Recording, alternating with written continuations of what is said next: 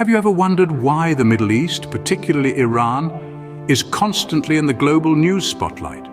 What is the source of the deep-seated animosity between Iran and Saudi Arabia, two major Muslim countries? And what could possibly have led to the dissolution of the once cordial relationship between Iran and the United States? Today, we will attempt to unravel these complex questions and more. Let's journey back in time to when chairs were a novelty in mosques and women were prohibited from wearing veils and burqas. It was during the time of Muharram, a period of intense protest and civil unrest. In a bold move, citizens climbed the gates of America's embassy in Iran, reaching its innermost sanctum. In Iraq, a power struggle was unfolding. Shia popular leaders were systematically eliminated by Saddam Hussein. In response, Khomeini, a prominent religious leader, vowed to continue the fight until the Sunni leader Saddam Hussein was overthrown. Around this time, Saudi Arabia, another key player in the Middle East, was deepening its alliance with the United States. This strategic partnership fueled the already simmering tensions between Saudi Arabia and Iran, leading to a significant jackpot hit that year.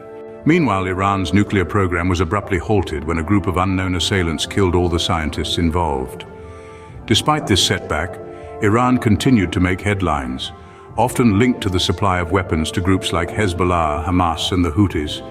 But what is Iran's motivation for supporting such groups, seemingly going against the entire world?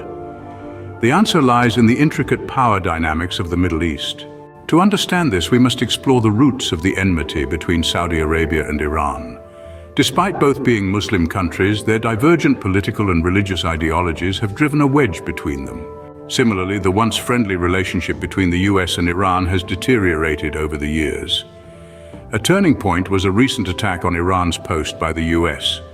In retaliation, the US imposed sanctions on Iran, significantly impacting its economy. Yet despite these setbacks, Iran continues to stand firm against the US. The reason for this resilience is deeply rooted in the complex power struggle that continues to shape the Middle East. In conclusion, the power dynamics in the Middle East are a complex web of historical, religious, and political factors. The animosity between Iran and Saudi Arabia is fueled by ideological differences, while the strained relationship between Iran and the US is a result of escalating tensions and conflicts.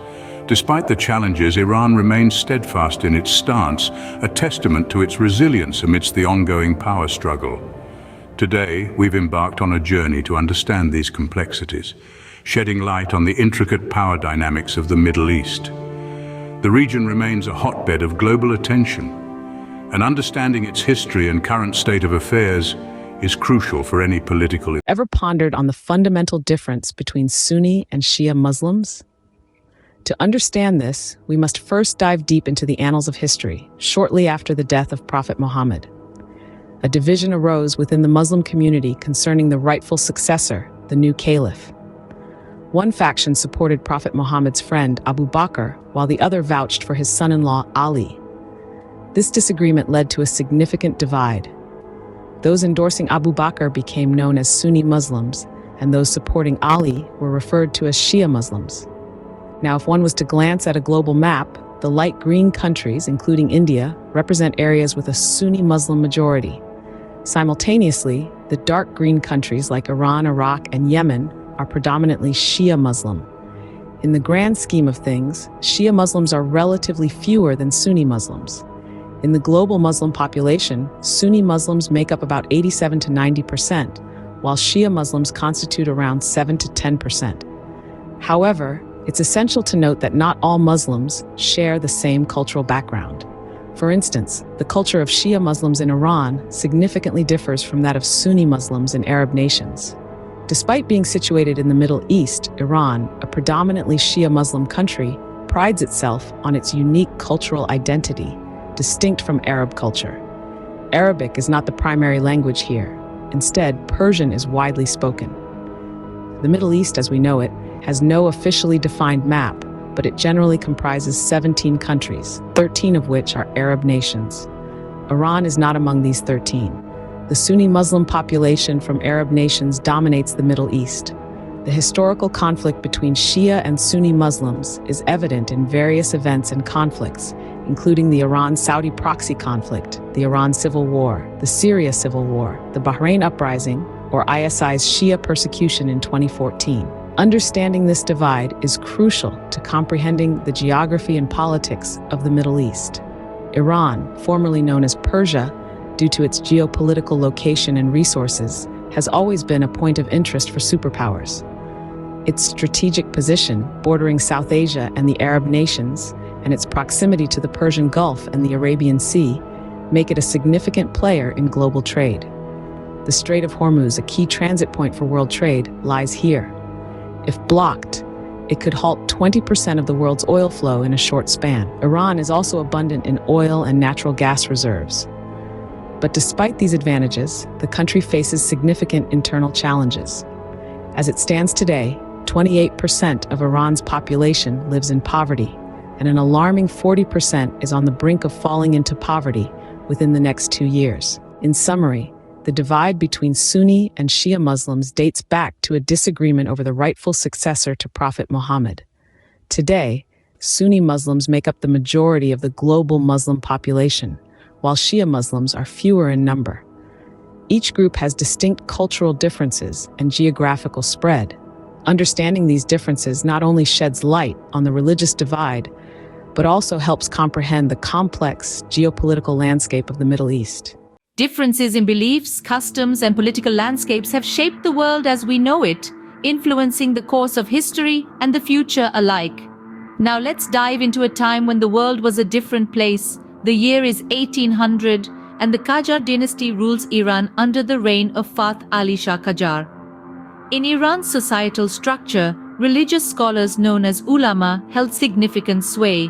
Among them, the most educated were known as ayatollahs. These scholars didn't just possess religious authority, they held political power too. Thus, the king didn't rule alone, the ulama's words were as binding as royal decrees. This was the system in place during the Qajar dynasty. Iran, then known as Persia, shared borders with British India on one side and Russia on the other. Its geopolitical importance and abundant resources attracted the attention of these two superpowers. In essence, Iran was caught between a rock and a hard place. Things took a turn in May 1804 when Russia attacked Iran, resulting in a forced treaty known as the Treaty of Gulistan. This treaty gave Russia control over the Caspian Sea and military rights within Iran. Russian traders also gained rights to trade Iranian resources. Post this event, in a twist of fate, Tsar Alexander of Russia passed away. Sensing an opportunity, King Fath Ali of Iran attacked Russia. Unfortunately, instead of emerging victorious, Iran found itself on the losing side, leading to the signing of the Treaty of Turkmenchi. This treaty imposed a hefty fine of 20 million rubles on Iran and stripped the country of its naval rights.